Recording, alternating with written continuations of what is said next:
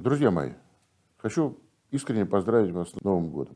Но прежде всего пару слов о политических итогах уходящего года. Наше российско-монгольское стратегическое партнерство развивалось в этом году вполне успешно. Встретились наши президенты, премьер-министры. Состоялся обмен делегациями парламентариев во главе со спикерами парламентов.